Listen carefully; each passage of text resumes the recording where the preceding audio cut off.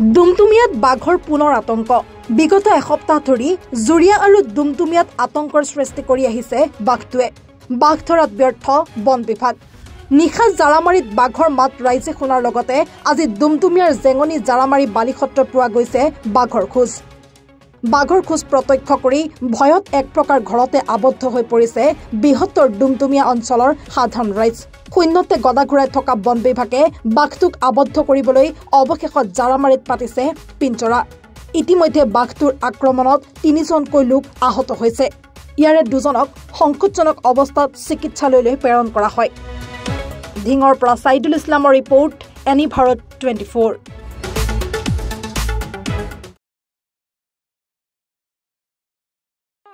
ৰব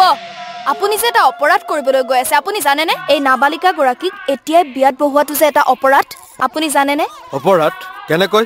মোৰ ছোৱালী মোৰ কথা তুমি যিয়েই নোকোৱা ভূয়া 18 বছৰৰ তলৰ যিকোনো কন্যা সন্তানৰ বিয়া দিলেই আইনগতভাৱে এক দণ্ডনীয় অপৰাধ বিয়া দিয়াজন যিমান দায়ী বিয়া পতাজনো সমানে দায়ী এতিয়া তাই পঢ়া শুনা কৰাৰ বয়স খেলা ধূলা কৰাৰ বয়স তাই খেলিবলৈ দিয়ক পঢ়িবলৈ দিয়ক আৰু চাব এদিন আপুনি তাইক লৈ গৌৰৱ অনুভৱ কৰিব পাৰিব এতিয়াই তাইক সংসাৰৰ বুজা দি তাইৰ ভৱিষ্যত জীৱনটো অন্ধকাৰ কৰাৰ অধিকাৰ তোমাৰ জানো আছে মোৰ ভুল হৈ গল মাজনী মোক ক্ষমা কৰিবা শিক্ষা লৰা ছোৱালী উভয়ৰে প্ৰাপ্য আৰু অধিকাৰ